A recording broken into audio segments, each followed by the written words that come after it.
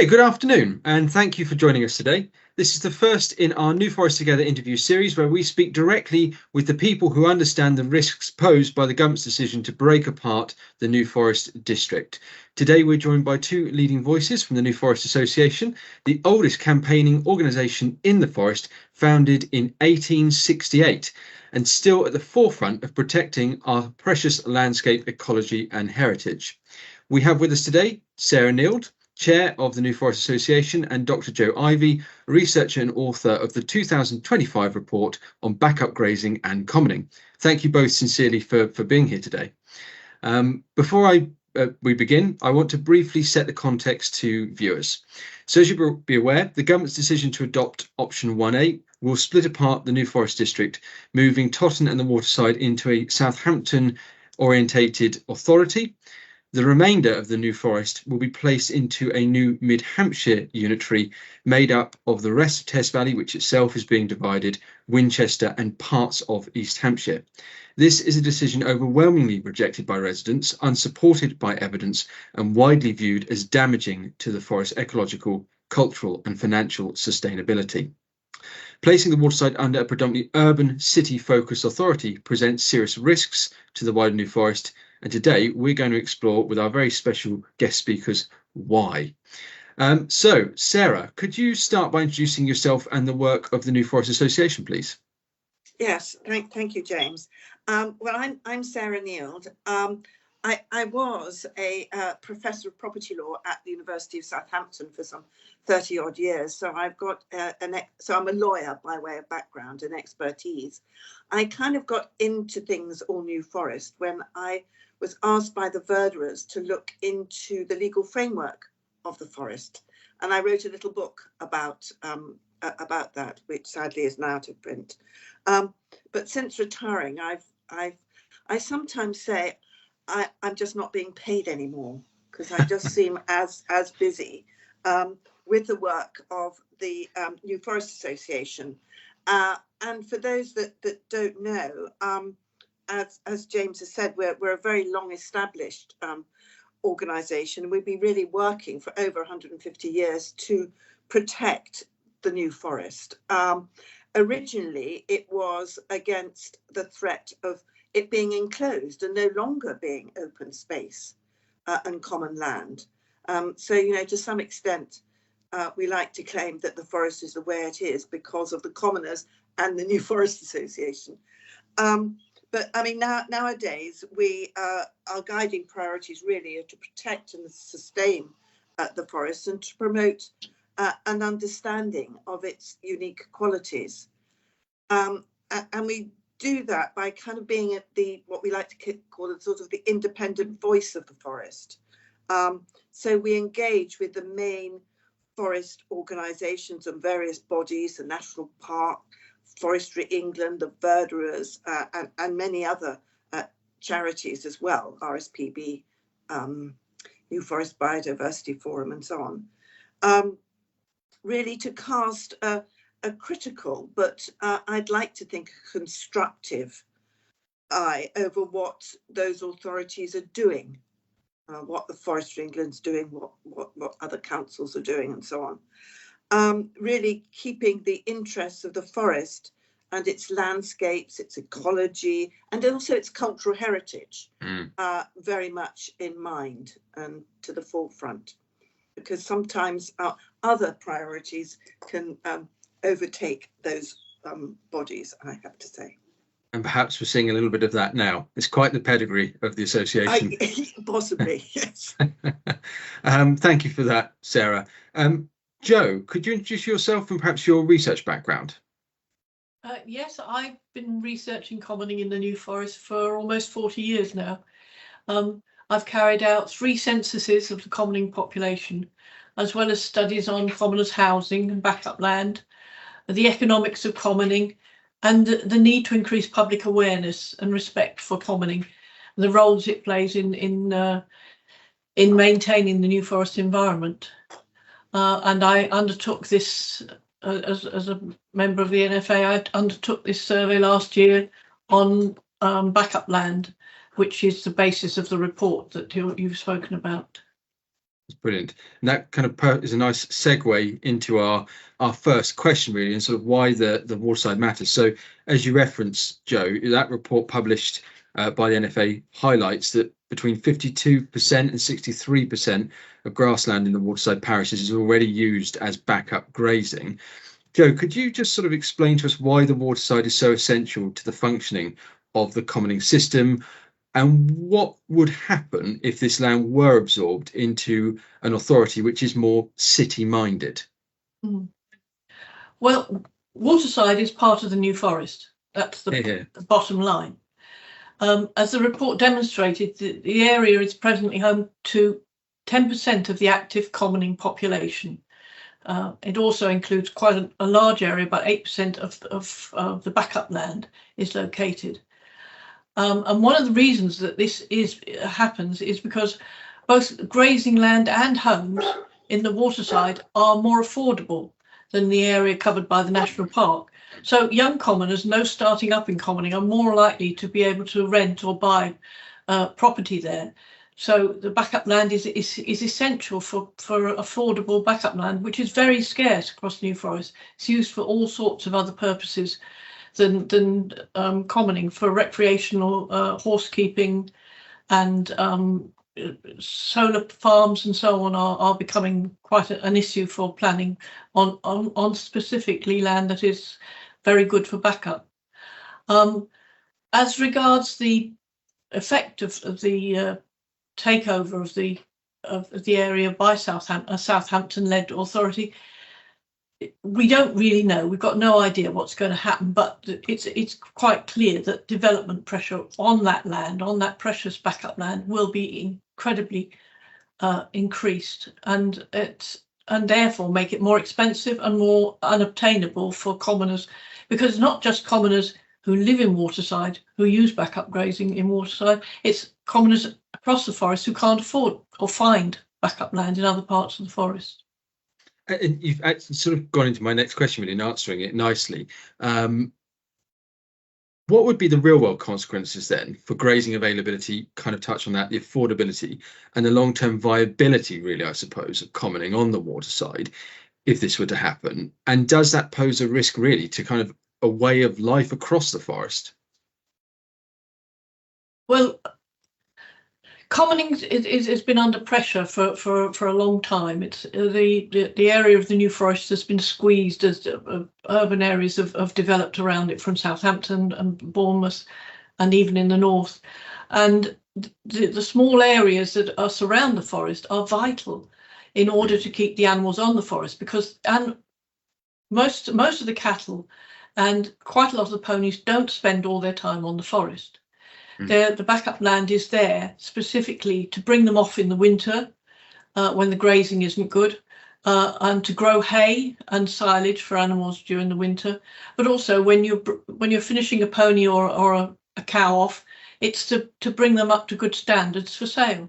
So it's vitally important. And those little areas around the outside, whether it's Waterside or down the Fordingbridge Ringwood side of the forest, are the areas where land is available, because it's not on the forest that land is available. And so reducing the area is a constant problem, and commoners can't pay the sort of money that even recreational horsekeepers can pay. They are farmers basically, and they expect to be able to run their businesses, well, if not at a profit, at not too much of a loss. And so the more pressure you put on the backup land, the worse it is for commoning. It's an interesting point. Am I right in thinking that, from what I've heard, in about 2005, some of those parcels of lands that you've referred to there, the backup grazing land, certainly on the Waterside, were used in the foot and mouth pandemic to try and get some of the cattle off of the forest and into the backup grazing land to prevent the spread? Oh yes, during foot and mouth, everybody had to remove their cattle from the forest, and we certainly did on our holding. And we don't have much backup land. We've only got a couple of acres, and so our cows had to stay in a field in the mud during the whole of the foot and mouth crisis. And where people didn't have the access to backup land, the animals had to go to slaughter. So it's a very serious issue in crises like that. And it's interesting, actually, and thank you for highlighting the point, because I think there's a lot of people, even some of us as locals, who don't actually appreciate what the backup grazing land is there to do and the impact of not having it. And certainly there's sometimes an assumption that the cattle, they're just out in the forest all the time. But as you say, that's clearly not the case. No, the cattle have to be out on the forest for at least 4 months of the year to be regarded as fulfilling the obligations of forest grazing. And the ponies, I think it's for about 8 or 9 months, I can't remember exactly. But most cattle go back to the holding in the winter, because the forest isn't really sustainable for cattle, especially some of the larger breeds during the winter. So they need supplementary feeding. Sarah, the New Forest Association has long warned about the cumulative impact of development on the forest ecology. Question really, what risks do you see for habitat protection, recreational pressure, and the ability of statutory bodies to uphold the national park purposes if large parts of the district are governed by authorities with different mindsets, rural versus urban? That's a big question, James. Yeah. I mean, let me start by pointing out. I mean, we've looked at the intimate connection between the Waterside and commoning, and the same is true for the forest habitat and ecology and species. Because when we think about it, you've got the New Forest protected area, we call it. It's called a special area of conservation, a special protection area. But we also have one of those on the Waterside as well. You've got the Dibden Bay SSI. You've got the Southampton Water Special Area of Conservation. You've got the Solent Area of Conservation, the Special Protection Area. So, we've got, it's kind of, we've got that patchwork of protected areas. But of course, from a wildlife ecology point of view, they're not separated. The wildlife doesn't know any boundaries. And so it's really important that we maintain those corridors between them. We recognise that actually the wildlife moves. For instance, many bird species that breed on the forest, they go onto the marshes in the wintertime to feed and so on. So there is a very intimate connection between the waterside environment and the forest. In fact, to some extent, we shouldn't be separating the two. They are one and the same. The real barrier is, of course, Southampton Water or the Solent. It's not. The land is all connected. So there are issues with creating an administrative boundary across the area. So, for example, I mean, I haven't looked exactly where the boundary goes, but it must be pretty close to the A326. Very close, yeah. Which forms a physical kind of boundary, which is already problematic in a sense of trying to make that more porous. So the two areas are better connected environmentally speaking. And so having two different authorities basically dealing with either side of the A326 is problematic in itself, with different ethoses and so on.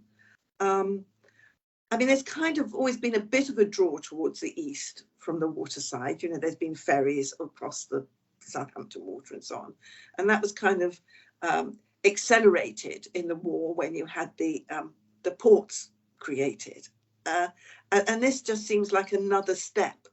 We've had Esso, we've had the power stations and so on, and this just seems another nail in that sort of coffin of splitting the waterside from the forest. Although environmentally speaking, they're incredibly interconnected. So I mean, I suppose, and at the moment, there is a good deal of collaboration between the New Forest District Council and the National Park, for example.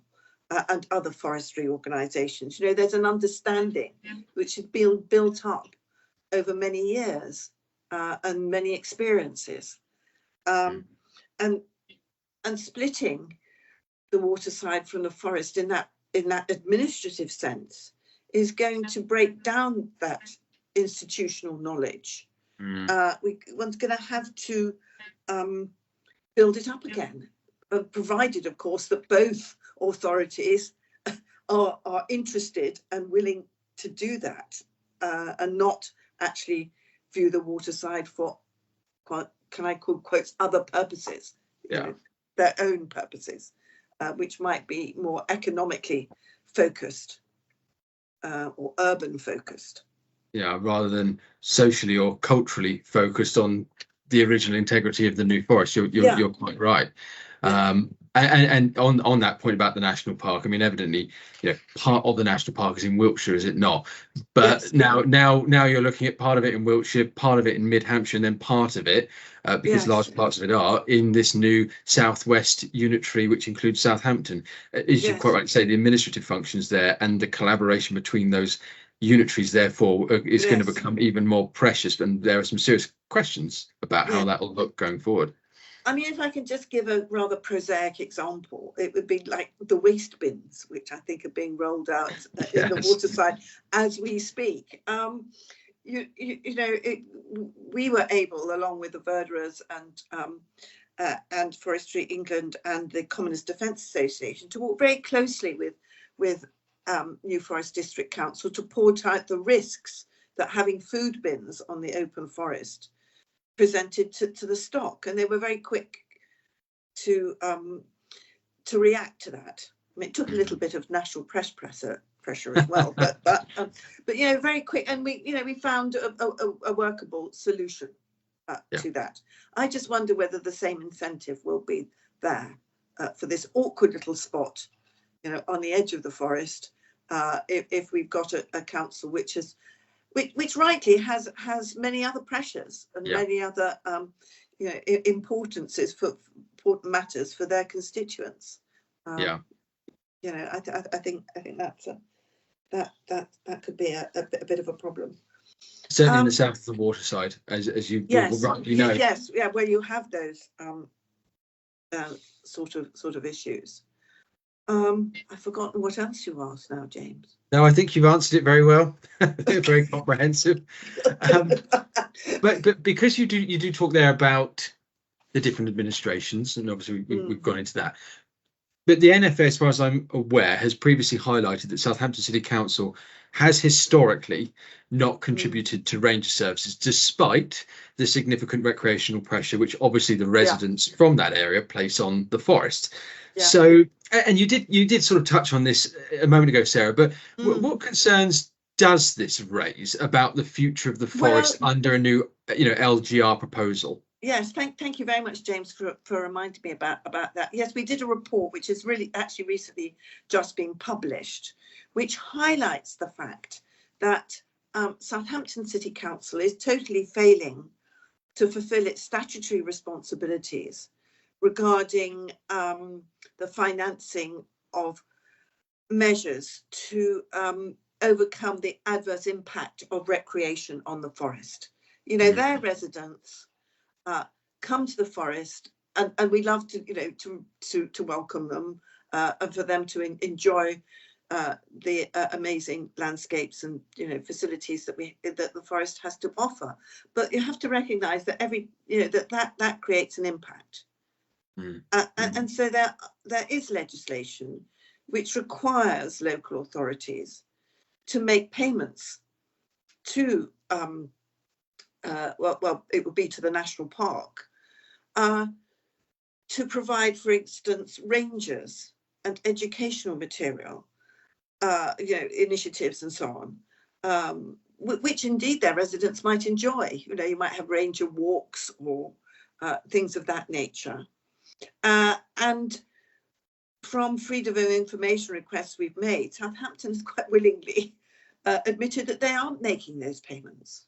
I don't know why they should do, but they're not. But it's that just seems to sort of be endemic of an attitude that it's over there, Yes, yeah, and but it is, as you've highlighted there, but it's important to note for listeners, because some people maybe in Southampton think, well, but it's the New Forest, why should we bother? It is a statutory obligation which they should be funding these. Yes, it is because we recognise, for instance, they approve a plan for new development. We've got more houses there, and therefore more people are going to come and visit. I mean, it's kind of logical.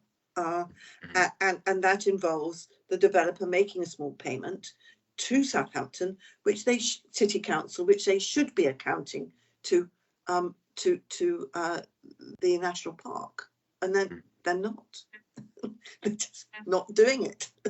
And another sort of aspect of this is that they kind of do have an obligation also to provide alternative recreational areas away from the forest to try and sort of deflect pressure. Yes. And from our research, they're not really doing that either, not in any meaningful way. They say they're a national park city, and we very much welcome that initiative, but can they first look after the national park that's on their doorstep before having an aspiration to to become another? It shouldn't just be a label, it should be meaningful. Yeah, and that's a very interesting point. I suppose some people watching this might say, well, I'm sure the focus will change where, if this proposal goes through and parts of the Waterside which have the national park in it go into Southampton, Eastleigh, Southwest Hampshire, and the focus will change. But I think and you're quite right in highlighting this, I think there's a fair argument, a fair question is stating, well, the evidence hasn't been there previously that they've taken an interest, even when they were obliged to do so. Will that really change that much in the new authority? I mean, when you consider, I haven't got the populations directly in front of me, but when you consider the general population, I think Southampton's about 250,000 people, Eastleigh 170. Well, the Waterside's about 70,000, if less actually, I think 60,000. You can imagine, therefore, the makeup on these councils. The Waterside is a drop in the ocean to the overall population size. And that does raise a question about, well, will that authority have the best interests of the Waterside, the New Forest? As Jo, you rightly indicated, it is the New Forest, part of the New Forest, an integral part. Will they have the best interests? We haven't received those reassurances yet. No, it would be nice if we could. I mean, I would just add to that. I mean, they were more or less the one authority that did not respond when we sent our draft report for comment. Really? They've had no reaction whatsoever. So, so it's really just disappointing. At best, it's disappointing. Well, no, I completely understand that, especially when you've obviously sought to have that engagement, to have that relationship, to build that relationship, and it's not been forthcoming. Kind of brings us on to the next point, really, which is Southampton's kind of planning priorities. Obviously, they're essentially urban and growth focused at the moment. That tends to be the case with city-minded authorities. But what risks do you see in placing rural, environmentally sensitive parishes under an authority whose planning culture is fundamentally different? I mean, Jo, you kind of touched on this, but what would be the impact on not just the Waterside, but potentially the rest of the forest? Well, we as you said, the city's always looking for opportunities to expand its housing and its economic interests, and it sees the Waterside as a very good potential area for such expansion. And its ambition, it's a possibility with its ambition to make Southampton a national park city. This could be supported if it could use the Waterside more for industrial development. I'm going to have to start this again.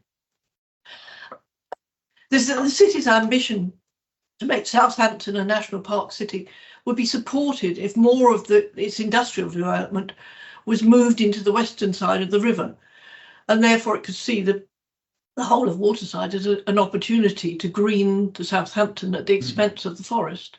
But we can't actually say what they're going to do. But I don't think I'm going to go any further down that route. Well, I mean, I would just sort of supplement that a little bit, because we already see those ambitions, don't we, with the Freeport. Yes. And with Dibden Bay. Hate to mention Dibden Bay. Sore subject for those of us over this side of the forest. Oh, yeah. Well, we're with you. A very sore subject. Good. Yes, definitely.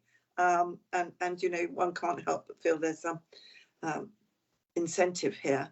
But also, with the falling Waterside development, which is no longer going to be for housing, we understand, but is more likely to become a industrial development. And of course, all that brings its own pressures in terms of increased traffic, possibility of more pollution, environmental pollution, and not to mention, of course, the pressure on those protected areas of Dibden Bay, SSSI, and the Hythe marshes and so on, down towards the south of Southampton Water. We've mentioned recreational pressures already, so there you go. So final question for both of you. So obviously your report, Jo, and so much of the work that you've kind of articulated there, Sarah, of the New Forest Association emphasises, that the pastoral economy depends on the continued existence of small, cohesive community of commoners. What would these proposals mean for young commoners, for families, and for generations of history here, and for the cultural continuity of the forest if LGR were to happen? Well, commoning has been struggling to survive the present development pressure and recreational pressure, and increasing the urban bias on the forest's eastern side further erodes the community's sense of cohesion, making the community more marginalised in what is essentially an urban environment. Some commoners have already left the forest because of the urban pressure on the area that has been going on for some years, and looked for more rural, less pressured places to live. And it's just another step along that route that could end up with the New Forest becoming just another country park, because if commoning doesn't survive, the forest as we know it will be finished. Sarah, anything from you? Well, I would just add, we recognise that change can always be disruptive. This local government reorganisation will be disruptive. There will be a need to create new modes of working, of mutual understanding, and of relationships that will need to be rebuilt. But I think with the proposal that's on the table at the moment, those mutual understandings, those relationships between an urban-centred local authority and a essentially rural local authority are likely just to be that much more difficult to create and to sustain, because it's going to require, as you mentioned, really, James, a real understanding, which is not necessarily the main or primary concern of an urban constituency. Yeah. And Jo, you highlight there something which, our listeners who are going to be predominantly based in the New Forest are aware of, but to those on the peripheries and further may not realise. But, the New Forest, as you both well know, is a living, active community. It's not just a pretty national park where people come and look at the ponies. It has real purpose to everything that happens here. So your point is well made and totally valid. And obviously, saying to you before we started recording, but we've had my wife and I, Emily, we've had a steep learning curve in the process of this campaign, and we've learned things about commoning in the New Forest that we've always wanted to learn more about, but really, have had a quick education from individuals, from commoners who are out in the forest, obviously living that way of life and making us aware of the things that you've articulated today, some of the real concerns they've got, potentially forced on them because of LGR, and as they see it as a potential concern for their way of life. And equally, I think, Jo, again, you mentioned this, their children's future for commoning and the availability of the land which could be built on in the Waterside, and almost the impact that has on the rest of the forest, taking the frontier from Southampton Water, as you articulated, Sarah, through to almost the A326, and you have to wonder how much further back it goes. Lord Montague himself has reached out to some of our supporters and said that he too has grave concerns for the future of commoning, but for the forest on the Waterside, because of these proposals. Again, echoing so much of the conversation, the reasons why echoing so much of the conversation that we've talked about here.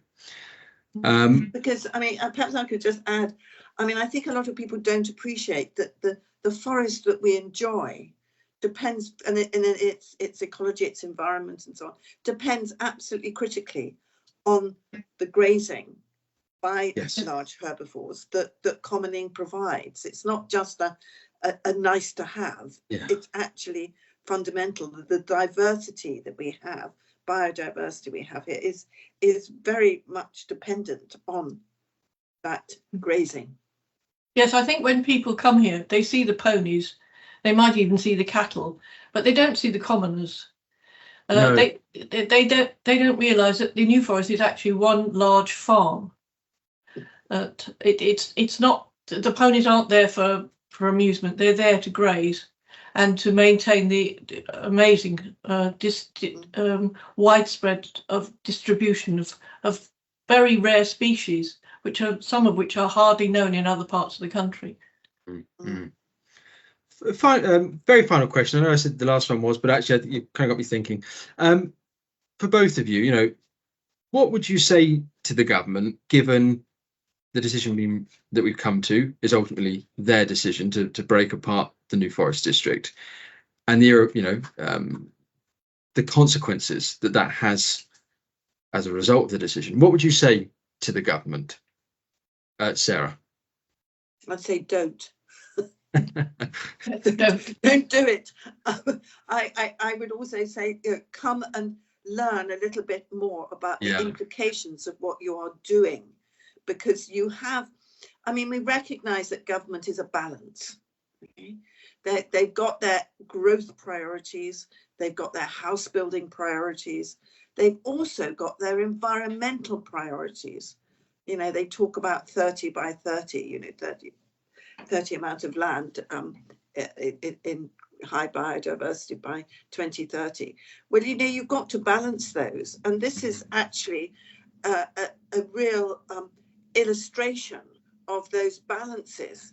But it would be so much easier to meet those environmental priorities by looking to keep the Waterside with the forest in a rural-based local authority. And to concentrate those growth and housing priorities, in other areas of Hampshire, which are perhaps more, well, I had to say I don't know, but I would suggest might on re-examination be more suitable. That was a beautiful articulation, and I think I'm going to have to steal that and put that in some letters we're going to write to the ministers. That was fabulous. Jo, anything from you to add? No, I agree. Just we really don't want this cutting off of the Waterside. It's damaging to commoning, to the whole community, to the cultural heritage of the forest. And it's just like one cutting more, off a limb, Yes, one more nail in the coffin. We beat with one heart, and I think that's the sort of truth of it. There was a councillor, I think, that said that the other day when we were in the chamber presenting the petition, and it sort of really brings it home, and it's quite true. And evidently, you both feel the same. Definitely. Sarah, Jo, so thank you both so much for your time, your experience, and your commitment to protecting the forest, but also for your support in our campaign. It really is so very much appreciated from all of us. This conversation makes one thing absolutely clear, that splitting the New Forest District is not just an administrative tweak. It is a direct threat to the landscape, the ecology, the culture and the communities that make the forest fundamentally what it is. I would say to our viewers, please join the New Forest Association. They're excellent value for money. My wife and I have just done it, and we'll be at your AGM. So we're very much looking forward to that. To everyone watching, though, please sign and share our petition. Links will be in the comment section of this video. Please talk to your neighbours and please help keep the New Forest together. If you have any suggestions of future speakers that would be very interested in receiving those, please email us at newforesttogether@gmail.com. Again, Sarah Jo, thank you so much for that. Our first podcast, and I hope our viewers no doubt have enjoyed that. Thank you all, and we look forward to seeing you sometime in the future when we post our next podcast. Thank you all.